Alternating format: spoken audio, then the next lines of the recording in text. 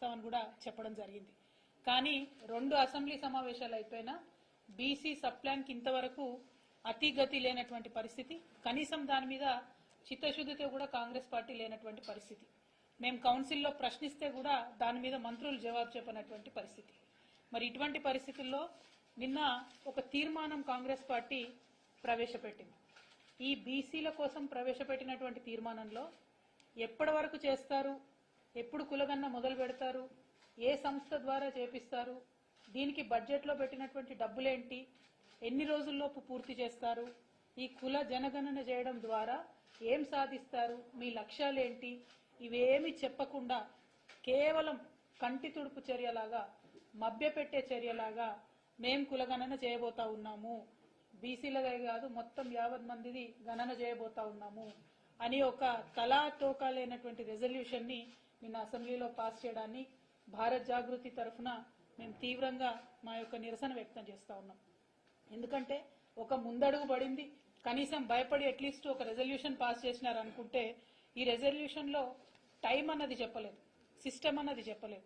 చెప్పకుండా ఎట్లా చేస్తారన్నటువంటిది ప్రభుత్వమే మరి బీసీలకు, తెలంగాణ బీసీలకు జవాబు ఇవ్వాల్సినటువంటి పరిస్థితి.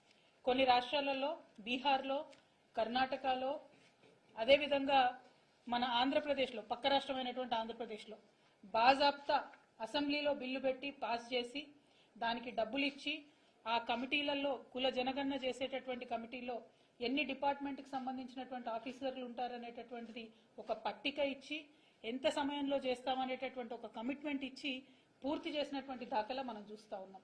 బీహార్లో కుల జనగణన చేసిన తర్వాత 75% వాళ్ళు రిజర్వేషన్లు పెంచుకోవడం జరిగింది. అక్కడ నంబర్ వచ్చిన తర్వాత మోస్ట్ బ్యాక్వర్డ్ కమ్యూనిటీస్ కి 25% రిజర్వేషన్ పెంచుకున్నారు. బీసీలకు 18%, అంటే అంతకుముందు 26% ఉంటే ఇప్పుడు 43%కి బీసీల రిజర్వేషన్ బీహార్ రాష్ట్రంలో పెంచుకున్నారు. ఎందుకంటే బాజాప్తా లెక్కలు చేసిండ్రు, రాష్ట్ర ప్రభుత్వం నుండి గెజెట్ చేసిండ్రు. కాబట్టి ఈ సందర్భంగా మరొకసారి తెలంగాణ రాష్ట్ర ప్రభుత్వాన్ని భారత్ జాగృతి తరఫున మేము డిమాండ్ చేస్తా ఉన్నాం. వెంటనే కుల జనగణనకు సంబంధించి చట్టం ప్రవేశపెట్టండి, చట్టబద్ధత ఇవ్వండి, తర్వాతనే ఎన్యూమరేషన్ మీరు స్టార్ట్ చేయండి, సెన్సస్ స్టార్ట్ చేయండి. రెండవది బీసీ సబ్ ప్లాన్ కి ఏదైతే మీరు చట్టబద్ధత ఇస్తా అన్నారో దాని మీద కూడా చట్టం చేయండి. బీసీలకు అలొకేట్ చేసేటటువంటి నిధులు మీరు మీ మేనిఫెస్టోలో చెప్పినట్టుగా 8,000 కోట్లు ఇప్పుడు ఇచ్చింది కాకుండా ఇంకా 12,000 కోట్లు అదనంగా ఇచ్చి 20,000 కోట్లు ఇవ్వాల్సిందిగా డిమాండ్ చేస్తా ఉన్నాం.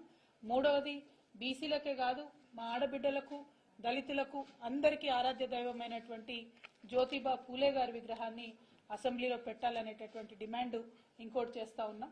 మరి ఈ ప్రభుత్వం తక్షణమే స్పందించి ఈ డిమాండ్ కి అనుగుణంగా పనిచేయాలని చెప్పి మేము అనుకుంటా ఉన్నాం.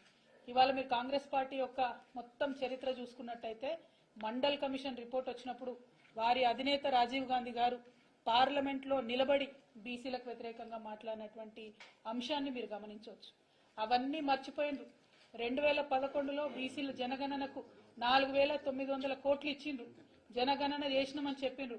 కానీ ఆ రిజల్ట్ బయట పెట్టలేనటువంటి అసక్తత కాంగ్రెస్ పార్టీదని వాళ్ళ స్పష్టంగా అర్థమవుతా ఉన్నది. మరి 2011లో ఆ రిజల్ట్స్ బయట పెట్టకుండా మర్చిపోయినంటే మళ్ళా ఇప్పుడు కొత్తగా రాహుల్ గాంధీ గారు వచ్చి బీసీలకు న్యాయం జరగాలి, ఓబీసీ జనగణన జరగాలి అని చెప్పి బీజేపీ ప్రభుత్వం మీద ఆయన మాట్లాడుతూ ఉన్నారు. అంటే కన్వీనియంట్ పాలిటిక్స్, కన్వీనియన్స్ కోసం ఆనాడు 2011లో మర్చిపోయినరు, ఇవాళ మాత్రం మాట్లాడుతున్నటువంటి సందర్భం. అదే మాలాంటి వాళ్ళని ప్రశ్నిస్తే మాలాంటి వాళ్ళకు మీరు పెట్టినటువంటి మేనిఫెస్టోలో ఎందుకు అమలు చేయరంటే మీకు ఇప్పుడే గుర్తొచ్చిండ్రు ఆ బీసీలను మమ్మల్ని ప్రశ్నిస్తున్నారు. ఇవాళ మేము రాహుల్ గాంధీ గారిని అడుగుతా ఉన్నాం, మీకు ఇప్పుడే గుర్తొచ్చిండ్రు ఆ బీసీలు? మరి మీరు అన్నేళ్ల అధికారంలో ఉన్నప్పుడు 2011లో 4,900 కోట్లు ప్రజల ధనం ఖర్చు పెట్టి మీరు ఎన్యూమరేషన్ చేసినప్పుడు ఆ రిజల్ట్ బయటకు ఇవ్వడానికి మీకేమి ఇబ్బంది వచ్చింది? అది ఇవ్వకుండా ఇవాళ వచ్చి మాత్రం బాధ్యత లేకుండా మాట్లాడుతున్నటువంటి సందర్భాన్ని మేము తీవ్రంగా నిరసిస్తూ మరి రాష్ట్ర ప్రభుత్వం ఇచ్చినటువంటి హామీలకు కట్టుబడి ఉండాలని చెప్పి డిమాండ్ చేస్తూ నేను ఇవాళ గౌరవ ముఖ్యమంత్రి రేవంత్ రెడ్డి గారిని సూటిగా ఒక ప్రశ్న వేస్తా ఉన్నాను. నిన్న అసెంబ్లీలో వారు మాట్లాడినటువంటి అంశాలన్నీ కూడా మేమందరం కూర్చొని గమనించడం జరిగింది. వారు ఎంత హాస్యాస్పదంగా మాట్లాడతారంటే సమగ్ర కుటుంబ సర్వే ఒకే కుటుంబం దగ్గర ఉందంటా ఉన్నారు. మరి 2011లో మొత్తం యావత్ భారత జాతిలో ఉన్నటువంటి కులాలన్నీ గణించి కేవలం గాంధీ కుటుంబం దగ్గర దాచిపెట్టుకున్నారా? ఎందుకు ఇంతవరకు ఆ వివరాలు ఇవ్వలేదు? కుల గణన అయినాక 3 ఏళ్ళు వాళ్ళు అధికారంలో ఉన్నారు, వాళ్ళు ఇవ్వలేదు. ఆ తర్వాత 2015లో అప్పుడు కాంగ్రెస్ పార్టీ అధికారంలో ఉన్నప్పుడు బీసీల కోసం వేసినటువంటి రోహిణి కమిషన్ అడిగితే కూడా వాళ్ళ డీటెయిల్స్ ఇవ్వలేదు ఆ ప్రభుత్వం. సో ఇట్లా ఒక విచిత్ర వైఖరితోని మీ దగ్గరే కుటుంబం దగ్గర పెట్టుకోవడము, ఇట్లాంటి సంకుచితమైనటువంటి వ్యాఖ్యలు ఇప్పటికన్నా గౌరవ ముఖ్యమంత్రి గారు మానుకోవాలి. ప్రతిపక్ష నాయకుడిగా కాకుండా మొత్తం 50 మంది తెలంగాణ వారందరికీ కూడా ముఖ్యమంత్రిగా వారు మాట్లాడితే బాగుంటుంది అనేటటువంటిది ఒక అంశం. రెండవది, మీరు ఇచ్చినటువంటి వాగ్దానాలనే చేయమని మేము అడుగుతా ఉన్నాం, కొత్తది అడుగుతలేదు. కుల జనగణన చేస్తాము, తద్వారా రిజర్వేషన్లు ఇస్తామని మీరు చెప్పిందే, దాని ప్రాసెస్ స్టార్ట్ చేయమని అడుగుతా ఉన్నాం. ఎంబీసీ మినిస్ట్రీ ఇస్తా అన్నది మీరు చెప్పిందే, దాని ప్రాసెస్ స్టార్ట్ చేయమని అడుగుతా ఉన్నాం. 20,000 కోట్ల రూపాయలు ఇస్తాము, బడ్జెట్లో పెడతాం బీసీలకని మీరు చెప్పిందే, దాన్ని అడుగుతా ఉన్నాం. ఇవాళ మాకు కొత్తగా గుర్తొచ్చింది ఏం లేదు. మీరు చేసినటువంటి వాగ్దానాలని ఒక ప్రతిపక్షంగా అట్లనే ఒక ప్రజా సంఘంగా తెలంగాణ బిడ్డలుగా మీకు గుర్తు చేయాల్సినటువంటి బాధ్యత మాకున్నది కాబట్టి గుర్తు చేస్తా ఉన్నాం. ఇవాళ బీసీల గురించి అడుగుతాం, రేపు మీరు చేసిన యూత్ డిక్లరేషన్ గురించి అడుగుతాం, ఎల్లుండి ఎస్సీ డిక్లరేషన్ గురించి అడుగుతాం, రైతుల డిక్లరేషన్ గురించి అడుగుతాం, అన్నిటి మీద కూడా ప్రశ్నిస్తాం. కానీ ప్రశ్నించగానే అయ్యో మేము నిన్నగాక మొన్న వచ్చిన అధికారంలోకి అంటున్నారు కాబట్టి 100 రోజుల తర్వాత ప్రశ్నిస్తాం. కానీ ఈ పర్టికులర్ గా బీసీ సబ్జెక్ట్ అనేది టైం సెన్సిటివ్ కాబట్టి లోకల్ బాడీ ఎన్నికల లోపల కుల గణన అయిపోయి రిజర్వేషన్ ఫిక్సేషన్ జరగాలి, గెజెట్ అవ్వాలి. It takes a lot of time. కాబట్టి ఇప్పటి నుంచే డిమాండ్ చేస్తా ఉన్నాం. దానికి అసెంబ్లీ వచ్చింది, 2 సెషన్లు అయినాయి. ఈ పాటికే చట్టం చేసి ఉండొచ్చు, ఈ పాటికే బీసీ సప్లాన్కి చట్టబద్ధత ఇచ్చి ఉండొచ్చు. అవి ఇవ్వకుండా అడిగిన వాళ్ళను ఉల్టా మా మీదనే బట్టగాల్చి మీదేసినట్టు నెపం వేయడం అన్నది మాత్రం గౌరవ ముఖ్యమంత్రి గారికి తగదు అని మేము హితవు పలుకుతా ఉన్నాం. Thank you. దానికి కొనసాగింపుగా బీఆర్ఎస్ పార్టీ నుంచి ఇదివరకు అసెంబ్లీలో రెజల్యూషన్ చేసి కేంద్ర ప్రభుత్వానికి పంపినాం కుల జనగణన చేయాలి అని చెప్పి. కాబట్టి ఎగ్జాక్ట్లీ బీసీ వెల్ఫేర్ శాఖ కూడా కేంద్రంలో ఉండాలని కూడా డిమాండ్ చేసాం.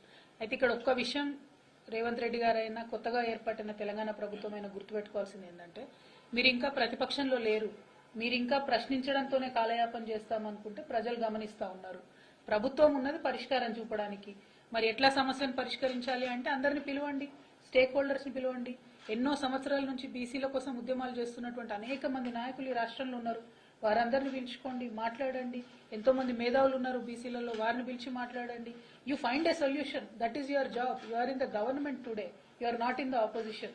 To question is our job, to find answers is your job. ఆ విషయాన్ని గౌరవ ముఖ్యమంత్రి గారు గమనించుకోవాలని చెప్పి నేను కోరుతాను. Thank you. జై తెలంగాణ.